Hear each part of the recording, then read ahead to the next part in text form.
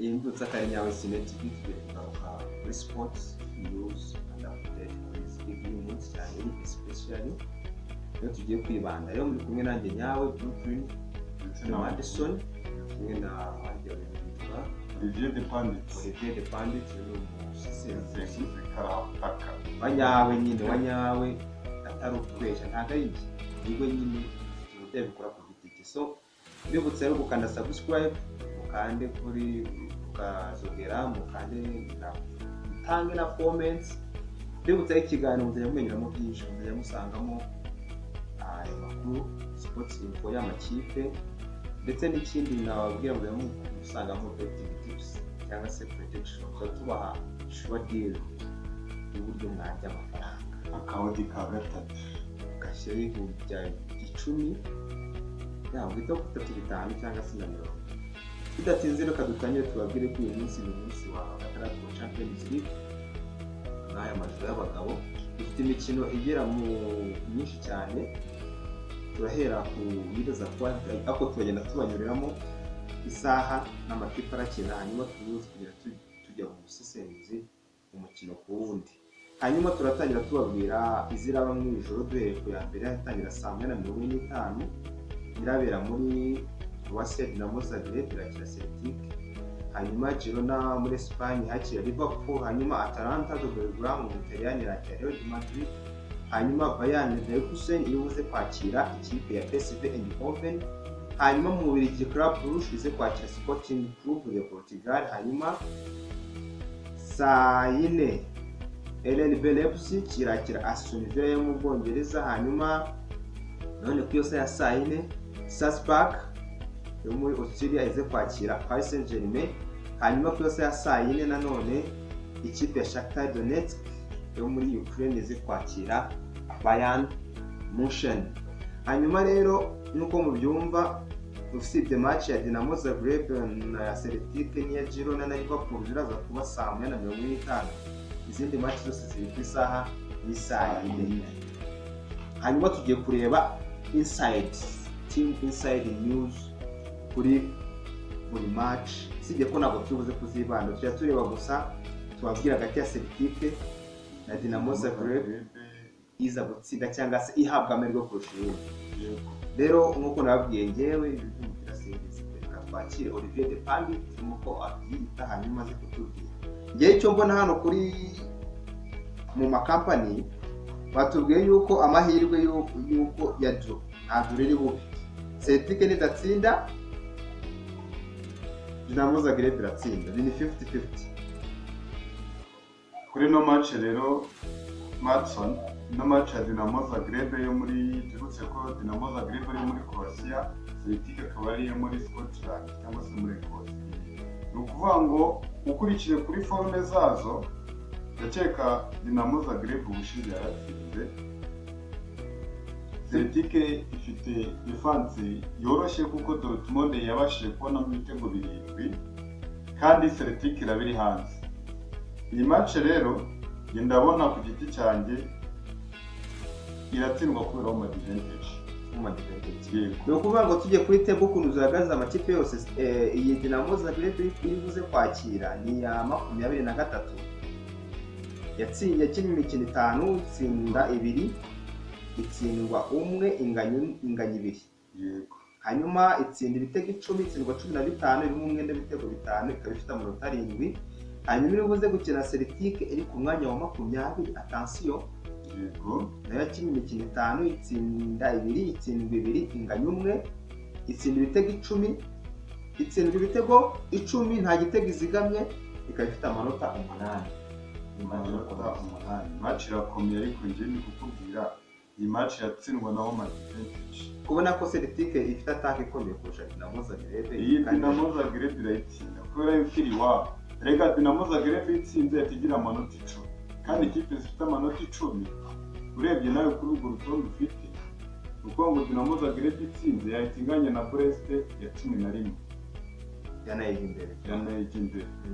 Ni ukuvuga ngo itsinze yava ku mwanya wa 23 ikajya ku mwanya wa kangahe 11. none se ubwo urumva iyo kipe yakora ikosa. ariko na Celtic itsinze yahita igira 11 ikajya kugenda igendeye ku mwanya wa gatanu. Bari kwa Celtic muri Ecosse rukaba ari urucabana, ariko iyi ni zirigi my friend. Ni ukuvuga ngo rero njye nkurikije uko ndi kubibona, ndi kubona Dinamo Zagreb iratsinda Celtic, ntabwo yajyamo difference y'ibitego byinshi cyane, ariko Dinamo Zagreb iratsinda Celtic rwose. Nahanye no kubetinga nababwiye ahangaha wumvisha ubusesenguza guhaye kubera home advantage, kandi Dinamo Zagreb nimugire ngiro rushyira komeye kubiri mu rugo. Ndakeka Celtic nta bintu byinshi buhazanye, ngenda mbona ari ibintu ya hanyuma reka twigendere tujye kuri Girona irakira Liverpool kuri saa 1:45. Hari ibintu byinshi ivuga Liverpool yatsinda Liverpool ahantu hose imeze neza. Girona ni 30, Liverpool ni ya mbere. Rwose iyi ni wini rwose ya Liverpool, ahubwo y'ibitego ni umwanya wo gushakisha classification. Hanyuma rero abakinnyi bashobora kubanzamo mwiza kuri ino match ya Liverpool Girona. Girona mwiza mirabe ifite uwitwa Mauro Gazzaniga, uramuzi? Ni Paulo Gazzaniga hanyuma mu Bwongereza muri za Tottenham. Hanyuma iruhande rw'iburyo bari bafite uwitwa Martinez, hanyuma ibumoso Gutierrez mutima defense, Krejci ari kumwe na Lopez, hanyuma hagati mu kibuga ni Martin ari kumwe na Romeo, hanyuma Porto, Beck, Nagy ndetse batagisha Miovski. Ndabona ikipe ya Girona nyuma yo gukora season nziza umwaka ushize, amakipe yayihashemo rwose yarayisenya. Bitwa Bascoani baragiye, ndi kubona ba Darboy ntabahari, ndabona ba Dibik bataka waba Atier Dibik asigaye yatakira Roma. Hari bari Yan Kuto abarimo yose yarahindutse. Ikipe hanyuma Liverpool umutoza wayo Arne Slot iribuze kupanima system ya 4-3-3. Mwizamu ni Koemi Keller, yego. Hanyuma kuri kabiri ndabona hariho uwitwa Alexander hariho Robertson. Hanyuma kabereho Alexander Arnold mutima defense ni Virgil ari kumwe na Gomez. Hanyuma aba hagati batatu ni Curtis Jones ari kumwe na Gravenberch ari kumwe na Szoboszlai. Hanyuma Cody Gakpo, Diaz ari kumwe na Salah. Ni Liverpool umwanya wa Salah kongera ibitego. Okay, twakomeje rero Atalanta na Real Madrid ku isaha ya saa 1 rurambika ya saa 4. Iyi match irakomeye, ziraza kuba zikwambikanye. Hanyuma Atalanta ni ya gatanu, Real Madrid ni ya 20 na kangahe n'abantu ni ya 24 n'amanota 6, Atalanta na 11.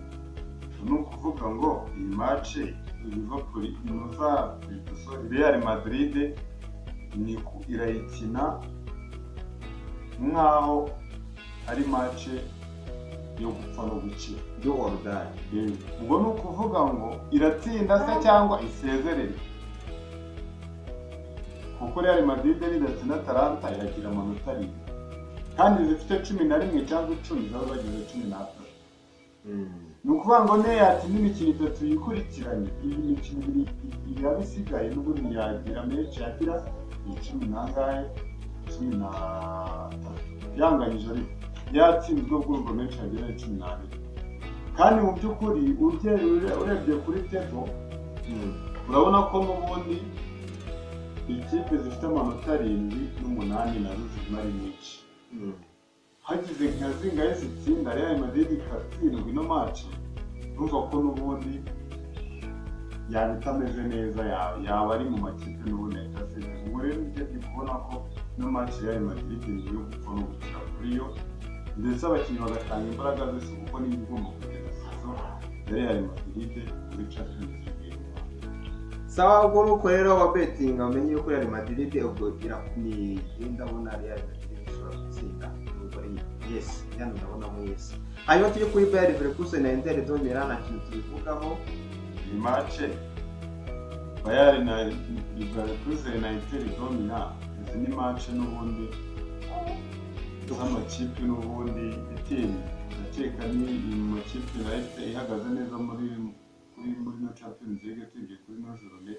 Inter ni ya kabiri n'amanota 13 tugiye gukina na Bayer Leverkusen ya gatandatu n'amanota 10. Ni ukuvuga ngo Bayer Leverkusen itsinze Inter ya kabiri. Yego yitsinze kuko Inter urabona ibitego biri difference. Difference y'igitego ni kimwe, yitsinze byahita bihuriramo kandi yakibura yo ikacyongera. Kandi rero Leverkusen imaze gutsinda ibitego 11 yinjizwamo 5. Urabona yuko amahirwe menshi iyi match ndabona yabato. Ni dore kuko iyi defense ya Inter nta gitego irinjizwa ariko imaze kwinjiza 2. Niyo kipe ifite defense niyo kipe itaratsinda igitego na kimwe n'aya makipe yose. Reka dukomeze noneho tujye kuri match ikurikiye dufite hanyuma Brest na PSV Eindhoven. Iyi PSV ubushize yishyuye Man City ibitego 3 kuva ku munota 75. Man City yatsinze ibitego 3, PSV irabyishyura ariko bari hehe mu Butaliyani. Ubwo rero ni ukuvuga ngo Brest nayo ni agakipe katangiye neza ino ziriga ariko uko bigenda kagenda kamera nk'isosi y'intama ngo niyitangira ikishi kagenda gakonja. Bonye ko yatangiye kugenda irekura gake. Ubwo rero kurongeye mbona match ya Brest na PSV Eindhoven. Ndi kubona PSV amahirwe menshi yatsinda Brest. Brest ni ya 11 n'amanota 10 hanyuma PSV Eindhoven ni ya 18 n'amanota 8 naho yitsindira ibiraho. Urumva yuko match zose ntayo zirimo. Twagiye ku ikipe ya Club Brugge na Sporting Club ku isaha ya 4. Hanyuma Sporting Club de Portugal bazikari yatozo twaga na Ruben Amorim utoza Manchester United.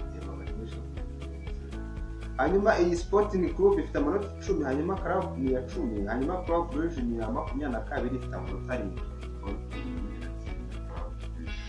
ni ukuvuga ngo ndabona hano amahirwe ibyo ndeba batwereka yuko iyi match ni dora. Hanyuma tugiye kuri saa 4 mu Budage iyi RB Leipzig iribuze kwakira Aston Villa nayo ikabivuge mu hano baratsinda nta kintu. Hanyuma Aston Villa ni ya 9 n'amanota 10, Leipzig ni ya 34. Tubusabye no iyi match rero ukuntu ndi kuyibona ndabona nayemera kwekika amatagatifu nayo yakayitsinze rwose na Aston Villa yiwe dore ko mu Bwongereza baratsinze bari mu bafite akanyamuneza. Ndabona bagura aho kwigarura icyizere abantu hano baza kugura hanyuma tujye mu Austria ya Salzburg iri buze kwakira PSG Paris Saint-Germain.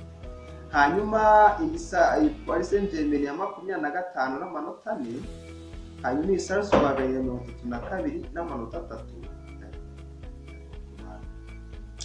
iyi match ya Paris Saint-Germain na Salzburg, Red Bull Salzburg turutse ko ikipe Red Bull Salzburg ni ikipe yo muri Austria igira impano zikomeye cyane.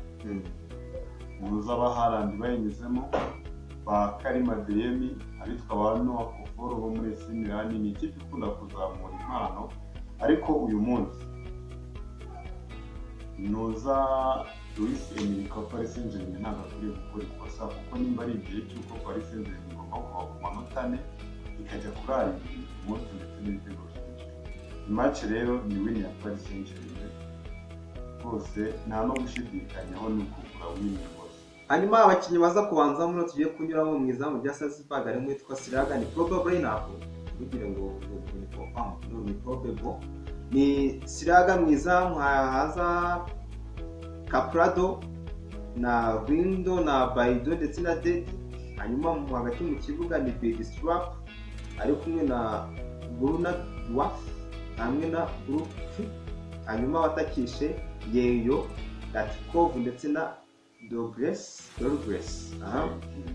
Hanyuma Paris Saint-Germain mu izamu ni Donnarumma, Mendes, Pacho ndetse na Marquinhos. Hanyuma Akimara bahari, Warren Zaire Mera bahari, Vitinha ndetse na Luis. Hanyuma Barikora Ramos na Li bari gushaka ibitego. Ikipe ya Paris Saint-Germain ubona ko muri no minsi sigari kugendera kuri Barikora Mediane ya Paris Saint-Germain isigaye ubona sinzi ukuntu rwose wise University amaze gukora dore ebyiri muri shampiyona, amaze gukora dore ebyiri ducipe tusobanura. ubona ko Fabian Ruiz yabuze n'umwanya ariko ko byagenda kose Paris Saint-Germain idatsinze Salzburg ni win ya Paris Saint-Germain. Hanyuma hano bari kutubwira ngo iki, bari kutubwira ngo PSG iratsinda. Paris Saint-Germain Hanyuma tujye kuri Shakhtar Donetsk na Bayern Munchen. Hanyuma iyi Bayern Munchen ishakire sport na Bayern Munchen hano ndabona bari kuvuze ngo iratsinda. Andikanye Bayern Munich na plus de Bayern nane yatsinda Shakhtar. Hanyuma amakuru dufite mu mikino iheruka Bayern yakinnye rero duheraho yatsinze iwabo ibitego 4-2 itsindwa na Leverkusen kimwe ku busa, inganya Dortmund 1-1, itsinda PSG 1-0, hanyuma itsinda 3 kano gakipe.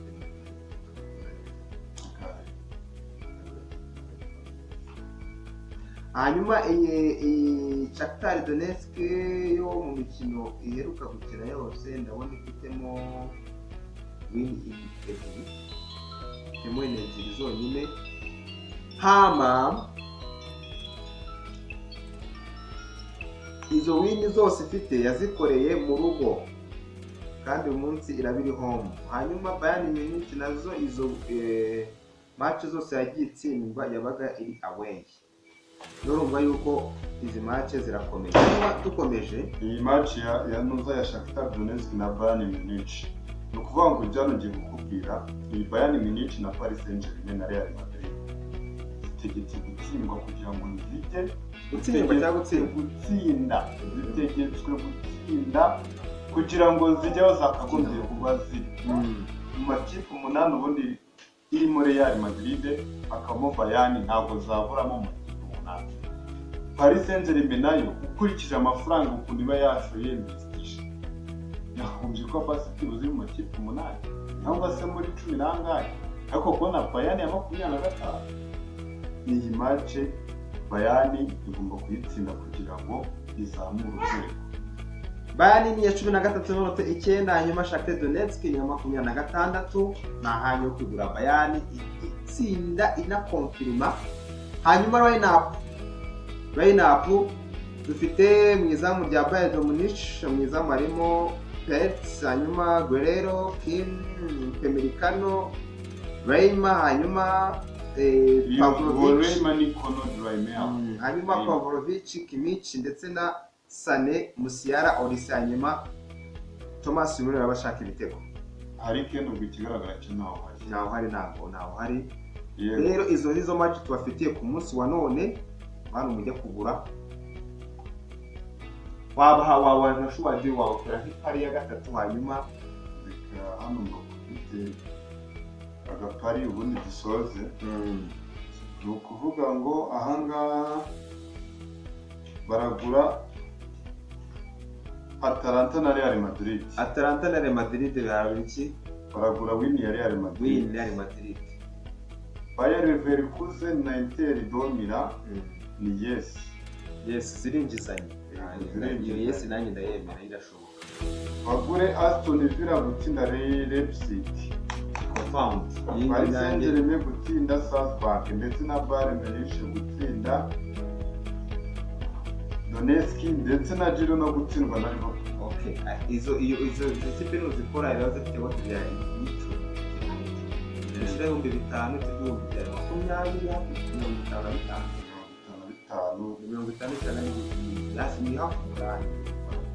Ngo icyo bakora ni ukuruka gukora share, subscribe ndetse no gukanda kukazogera kugira ngo dukomeze kujya tubana buri munsi n'ikiganiro cyacu cya mbere dukoze uko muri bucyakire n'imwe muri bugiye feedback yo kutubwira ngo dukomeze cyangwa se gushaka cyangwa se mu bigori. So turabashimiye rero mwari muri kumwe nanjye Nyawe Brooklyn Hudson ndetse na Olivier the Bandit.